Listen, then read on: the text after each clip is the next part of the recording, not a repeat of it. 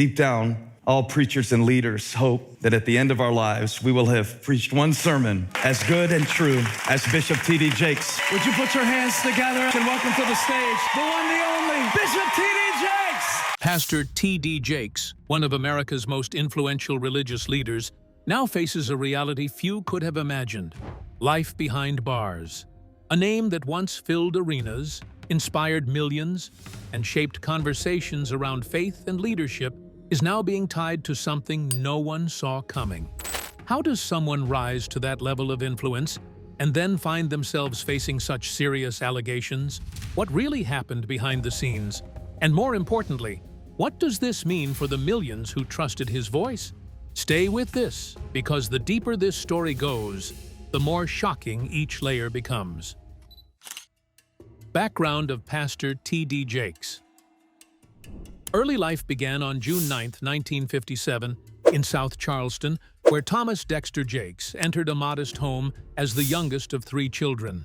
A household shaped by discipline and learning took form through a father known for business drive and a mother devoted to education. Conversations around that home often leaned toward faith, purpose, and hard work. Neighbors noticed something unusual early on. A young boy carried a Bible almost everywhere. A nickname started circulating, simple but telling: the Bible Boy. That label did not come from nowhere. Hours went into reading, asking questions, and trying to understand spiritual ideas that many adults struggled to explain. Still, a major obstacle stood right in the middle of that calling. A speech impediment made simple sentences difficult. Words did not always come out clearly. Some listeners laughed. Others dismissed any future connected to preaching. Comments floated around saying a pulpit would never be possible with that kind of voice. Imagine hearing that repeatedly during formative years.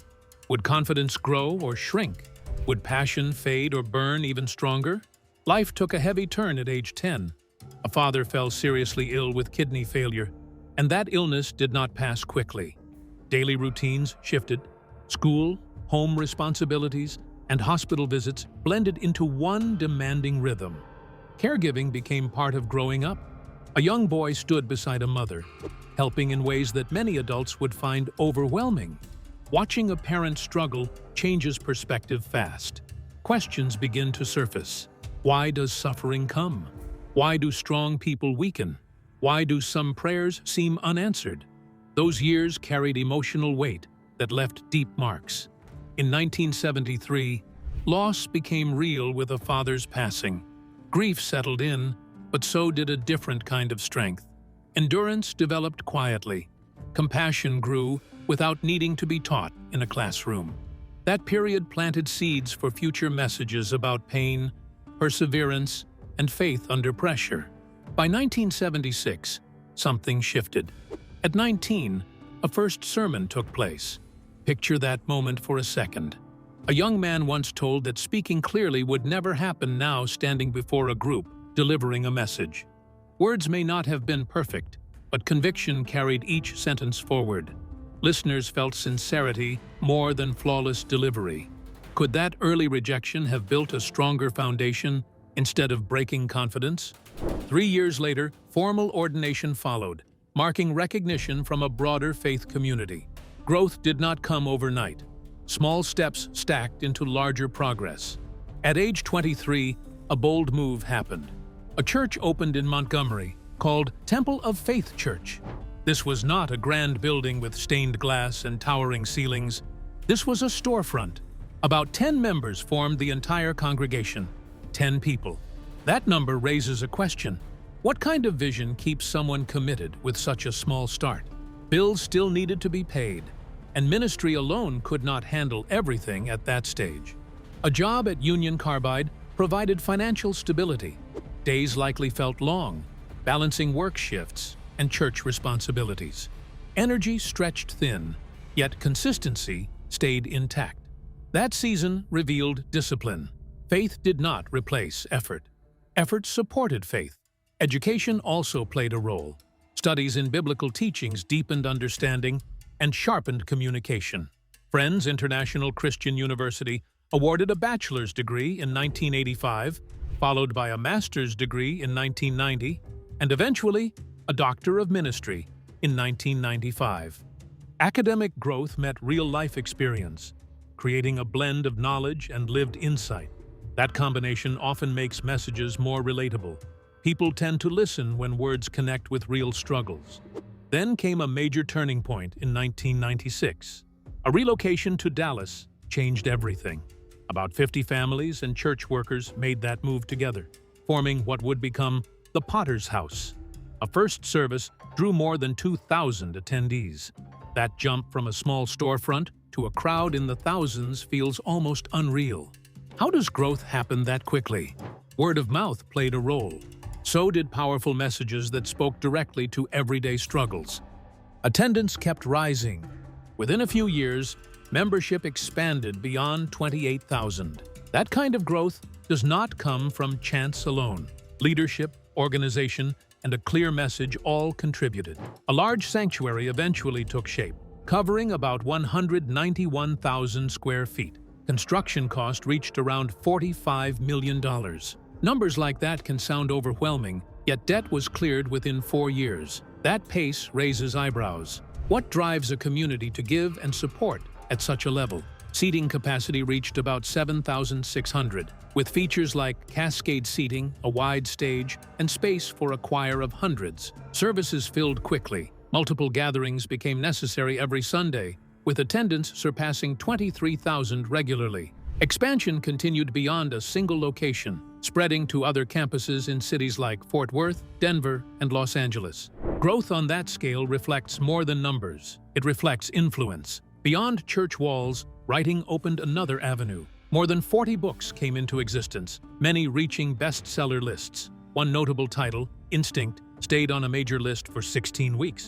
That kind of success suggests strong connection with readers. Topics often centered on purpose, relationships, and personal growth. Simple language combined with deep ideas made content accessible. Readers found practical lessons rather than abstract theories. That balance matters. People often look for guidance that fits everyday life, not complicated concepts that feel distant. Media presence expanded influence even further.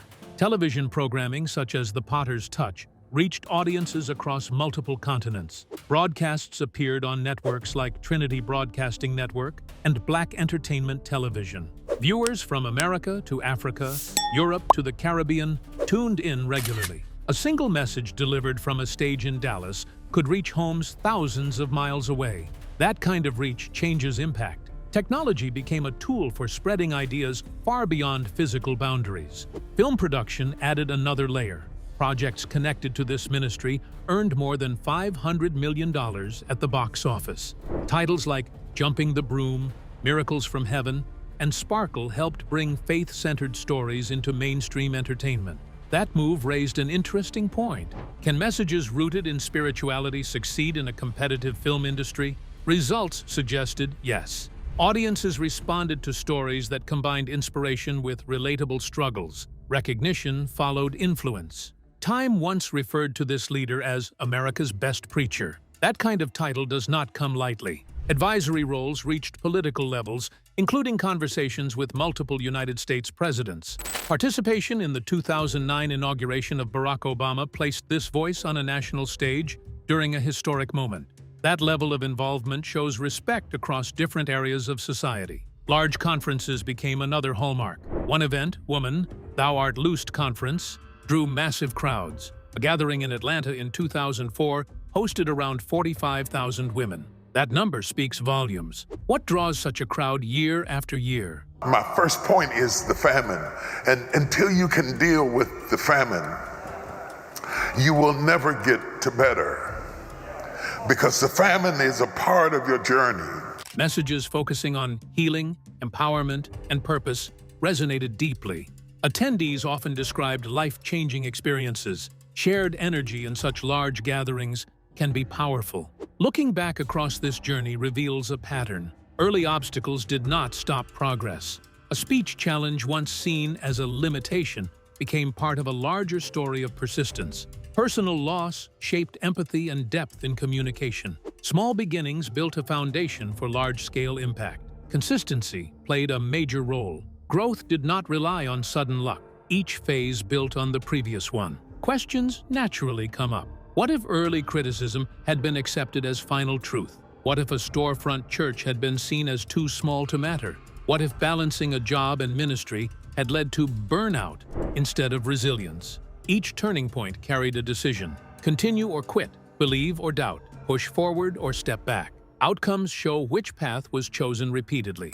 Influence now spans multiple areas, including faith, media, education, and leadership.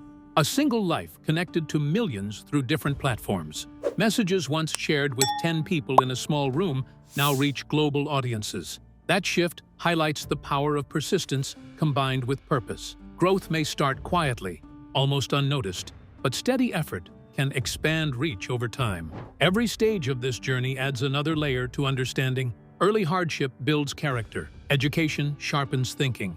Community support strengthens impact. Opportunities expand influence. Recognition confirms effectiveness, but does not replace ongoing work. That balance keeps momentum alive. End result reflects more than personal success. Impact shows up in lives changed, communities built, and conversations started around faith and personal growth. A path that began in a small town continues to influence global audiences. That progression raises one final thought, and it's the kind that lingers a little longer than expected. If a beginning shaped by doubt and limitation could stretch this far, then what hidden potential might be sitting quietly in other overlooked starting points, just waiting for the right moment to surface? It's a question that pulls everything into sharper focus. And what came next made things even more unbelievable. Stay right here till the very end, because the shocking claims that emerged changed everything. The shocking claims that emerged.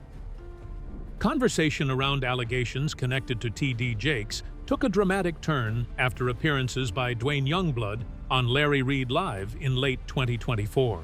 Reports described a series of claims tied to events said to have happened roughly 4 decades earlier. Timing alone raised questions for many observers. Why surface such serious claims after so many years? What changed now? What pushed everything into public view? According to statements made during those appearances, Dwayne Youngblood spoke about a meeting that allegedly took place during a church revival. Setting described as a clergy member's home where a visiting minister stayed temporarily. A long conversation reportedly lasted about 2 hours. Tone initially described as normal, even friendly. Then a sudden shift entered the account. As departure approached, Dwayne Youngblood claimed an unexpected moment occurred. Description included being pulled closer, arms wrapped tightly, and an attempted kiss. That moment, as described, became central to everything that followed. Listeners heard details that felt personal and specific.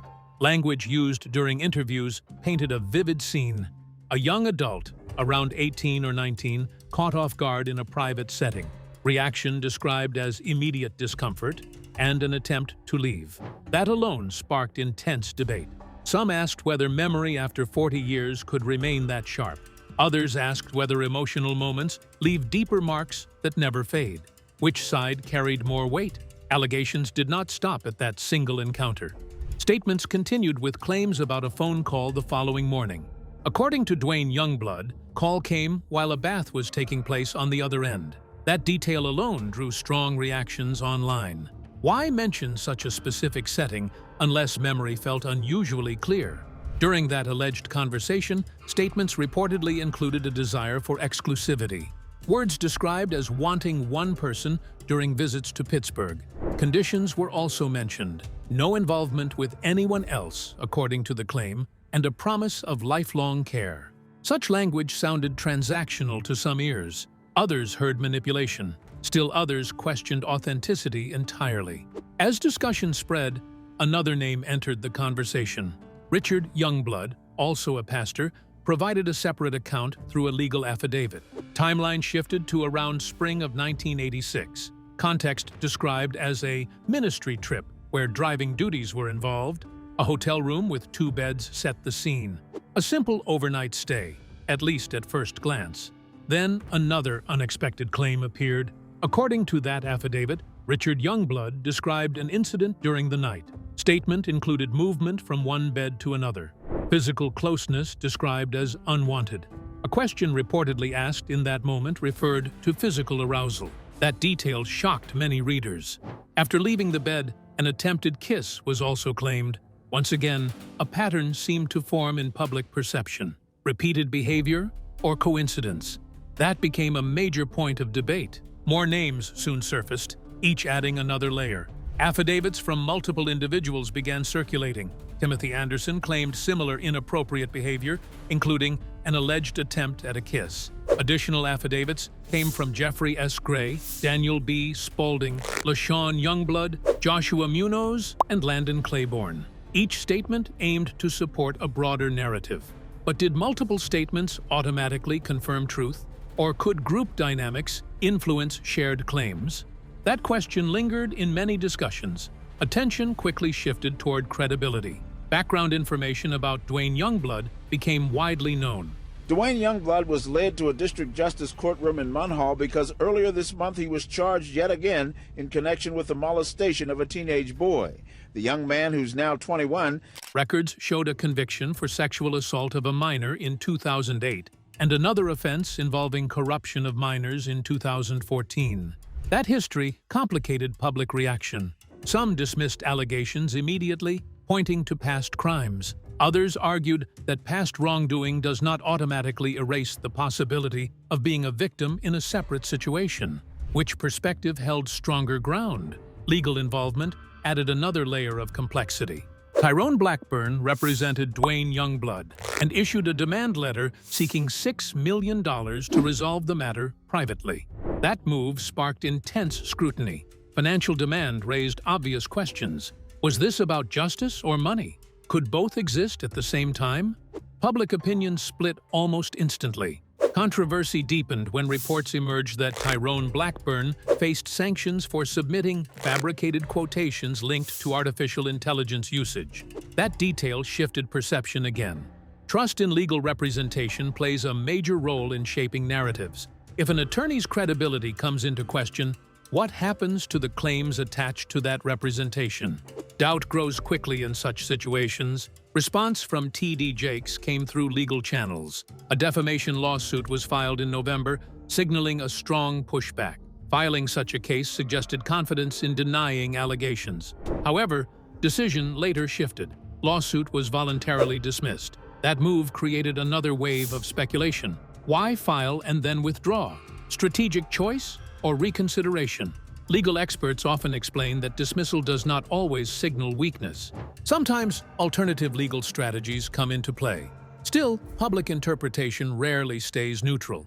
Attorney Dustin Push described allegations as baseless and knowingly false. Strong language indicated a firm stance. Alongside that, a personal affidavit from Jakes denied all claims completely. Statement framed allegations as a coordinated attempt to damage reputation. That framing introduced a different angle. Could multiple individuals collaborate to construct a false narrative? Or could multiple voices indicate a pattern? Both possibilities circulated widely. Discussion across media platforms reflected deep division. Some observers focused on timing and questioned motive. Others focused on details and found consistency across accounts. Skepticism existed on both sides. Supporters pointed to decades of public ministry without prior allegations of this nature. Critics argued that absence of earlier reports does not guarantee absence of misconduct. Which argument carried more weight depended largely on personal perspective. Another layer involved power dynamics. Allegations described situations involving a religious leader and younger individuals. Power imbalance became part of the conversation. Influence, authority, and trust often shape interactions in religious environments. Could that influence affect how situations are perceived or remembered? That question remained central for many analysts. Public reaction also reflected broader cultural shifts. In earlier decades, conversations around misconduct often stayed hidden. Modern platforms allow rapid sharing of personal accounts. That shift changes how allegations surface and spread. A claim made on a YouTube talk show can reach millions within hours. That kind of exposure did not exist 40 years ago. Does that make current claims more credible or simply more visible? Silence from earlier years also became a topic. Why remain quiet for so long? Fear, shame, or lack of support often play roles in delayed reporting. At the same time, long gaps between alleged events and public disclosure can raise questions about memory accuracy. Both realities exist side by side, creating tension in how such cases are judged. Language used in interviews also drew attention. Specific phrases, vivid descriptions, and emotional tone shaped audience reactions. Some listeners felt convinced by detail. Others felt cautious, noting that detail alone does not confirm truth. Human memory can be powerful, but also imperfect. Which side of that reality matters more? Financial elements continued to influence perception. A $6 million demand stands out in any situation. Some saw that figure as evidence of opportunism. Others argued that financial compensation often accompanies legal disputes involving serious allegations. Context matters, but interpretation varies widely. Legal strategy from both sides suggested a complex battle rather than a simple dispute. Filing a lawsuit, submitting affidavits, issuing public statements, and later dismissing legal action all point to calculated decisions. Each move carries potential consequences. Public opinion often reacts faster than legal processes can keep up. Media coverage amplified every detail. Headlines focused on the most striking claims. Social media discussions added speculation, opinion, and sometimes misinformation. In such an environment, separating fact from interpretation becomes challenging. How much of public reaction relies on verified information versus emotional response? Reputation played a major role in shaping reactions. T.D. Jakes built a global presence over decades, leading a large congregation and influencing millions. Allegations of this nature carry significant weight against such a background. For supporters, reputation acts as a shield. For critics, reputation increases responsibility and scrutiny. At the same time, credibility of accusers remained under constant examination.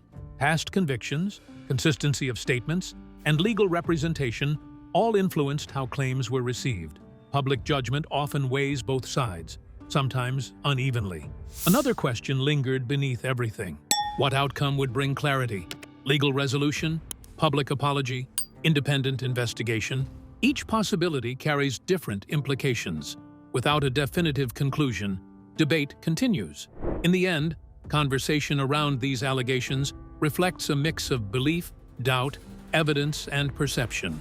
Multiple voices, conflicting narratives, and complex legal moves create a situation without easy answers. Observers continue to watch closely, asking the same core questions. What really happened decades ago? Why choose this moment to finally speak out after so many years of silence? Who deserves to be believed when every version of the story seems to carry its own weight, its own cracks, its own hidden motives? And in a world shaped by fading memories, shifting power, and intense public scrutiny, how does the truth ever fully come to light? These are the questions that refuse to stay buried, growing louder with every new revelation. And just when it feels like answers might finally surface, the story takes a turn no one expected. Stay right here, because what comes next changes everything. From investigation to arrest. After appearances on YouTube began circulating, a shift happened that moved everything from online talk into a courtroom setting. Instead of waiting around for authorities or hoping public attention would fade, T.D. Jakes made a direct move. A decision came quickly, and action followed. On November 25, 2024, paperwork landed inside the U.S. District Court for the Western District of Pennsylvania. That filing was not small or vague. Claims included defamation, misuse of likeness, and other related accusations tied to statements made online. A number stood clearly in that filing as well, with damages set at no less than $75,000. At that point, a simple online controversy turned into something much heavier. A courtroom always changes the tone. Casual talk suddenly faces rules, evidence, and consequences. Questions started popping up naturally. Why move so fast? Why not wait for more information? For someone in a public position, silence sometimes creates more noise than speaking out. That seemed to shape this decision. Filing a lawsuit sent a message that claims made online crossed a line that could not be ignored. One important detail stood out immediately. No criminal charges appeared anywhere in this situation. No police arrest, no booking, no criminal court dates. Everything stayed firmly in civil court. That difference matters more than most people realize. Civil court focuses on disputes between individuals, often involving money or reputation. Criminal court involves charges brought by the state and possible jail time. In this situation, the issue centered on reputation and alleged harm caused by statements. That meant a civil path made more sense. On the other side of the case, Dwayne Youngblood did not stay silent either. A motion to dismiss entered the picture fairly early. That move leaned on Pennsylvania law, especially protections tied to public expression. Free speech always plays a big role in cases like this. Courts often ask tough questions. Where does free speech end? When does speech cross into defamation? When does opinion turn into something harmful enough to face legal consequences? Those questions rarely get simple answers. Jake's defamation claims have more than sufficient evidentiary basis, as reflected in the declaration of Dustin Posh on the Youngblood case. Legal teams soon became a central part of the situation. Representation often shapes how a case unfolds, and this situation brought several names into focus.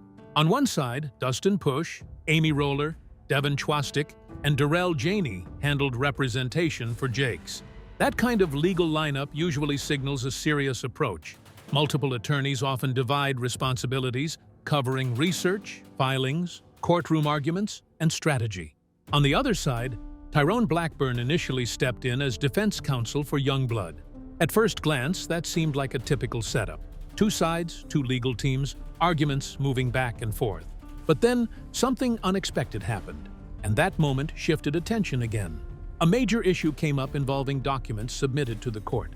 William Stickman IV reviewed filings and found serious problems. Some material included AI-generated content presented as factual legal support. That raised immediate red flags. Courts depend on accuracy. Judges rely on attorneys to provide real cases, real precedents, and verified information. Introducing fabricated material, even unintentionally, creates a serious breach of trust. As a result, sanctions followed. Judge Stickman ordered Blackburn to pay $5,000 to Jakes' legal team. That kind of penalty sends a clear message. Accuracy matters. Professional responsibility matters. Courtroom standards cannot be ignored. Shortly after that, Blackburn withdrew from the case. That exit created another shift in momentum. New representation stepped in for Youngblood. Brad Summer and Paul Ellis Jr. took over defense duties. Transitions like that often raise questions. Does a change in attorneys affect strategy? Does new representation approach the case differently? Does that signal internal challenges? Situations like this rarely stay simple. As the case moved forward, filings continued, arguments developed, and both sides pushed positions. Civil cases often involve back-and-forth motions, responses, and rulings that shape direction step by step. Observers usually watch closely for patterns. Which side gains early wins? Which arguments hold weight? Which claims start to weaken under scrutiny? At some point, a sense of direction became clearer. According to statements from Push, the court consistently ruled in favor of Jakes during key moments. That kind of pattern can influence decisions behind the scenes. Legal battles do not always end with a dramatic courtroom verdict. Sometimes, outcomes take shape quietly through accumulated rulings that make one path more likely than another. Then came a surprising turn. On October 16th, both sides filed a joint voluntary dismissal. That decision officially ended the case. No final trial, no extended courtroom drama, just a formal agreement to close the matter. That kind of ending often leaves people wondering what really happened behind closed doors. Another detail made that ending even more interesting. The dismissal came without prejudice. That phrase carries specific legal meaning. Without prejudice means the case could be filed again in the future. Nothing permanently closed the door. That possibility always leaves a lingering question. Why end a case that could continue? Why step away when legal momentum seemed favorable? Push offered an explanation that added some clarity. According to that statement, the court record already established that the claims were false.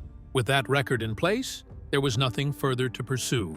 That reasoning suggests a strategic decision rather than a forced one. If a goal involves clearing a name, and court rulings already support that outcome, continuing a case might not bring additional benefit. Still, curiosity naturally remains. Would continuing the case have led to a larger financial award? Would a full trial have created a stronger public statement? Or would dragging things out only create more noise without meaningful gain? Legal strategy often involves weighing those exact questions. This situation also highlights how quickly online activity can spill into legal consequences. A few appearances on a platform like YouTube can spark widespread discussion. Once statements reach a certain level, legal lines start to appear. Public figures often face that challenge more than anyone else. Visibility brings attention, and attention sometimes brings conflict. Another layer worth thinking about involves technology. The issue with AI-generated material in court filings raises bigger concerns. If legal documents can include fabricated content, how does the system adapt? How do judges and attorneys ensure accuracy moving forward? That moment in this case might seem small on the surface, but implications stretch much further. In the end, this entire situation moved through several distinct phases. Online claims sparked attention. A lawsuit turned attention into formal legal action. Motions and rulings shaped direction. A controversy involving legal documents added another twist. New attorneys stepped in. And finally, a joint dismissal brought everything to a close, at least for now. Even with a case closed, conversations often continue. Reputation, public perception, and unanswered questions rarely disappear overnight. A legal victory in court does not always translate into immediate clarity in public opinion. That gap between legal outcomes and public perception often creates lingering discussions. Looking at everything together, one clear takeaway stands out. Legal action can move fast when reputation feels at risk. Waiting is not always the chosen path. Taking control early can shape how events unfold. But even with strong legal positioning, endings do not always come through dramatic courtroom conclusions. A quiet dismissal can sometimes speak louder than a long trial. A court record can sometimes matter more than a public statement. And a decision to step away can sometimes reflect confidence rather than retreat. So what remains after everything settles? A closed case, a preserved option to reopen, a court record leaning in one direction, and a situation that started online but reached far beyond a screen. And one lingering question still sits in the background. If similar claims ever surface again, would the same path unfold? Or would a different strategy take shape next time? With this, we have come to the end of this video. Thanks for watching. If you enjoyed this video, do well to like, comment, and subscribe for more content. To enjoy more thrilling stories, click now on the following video that pops up on your screen.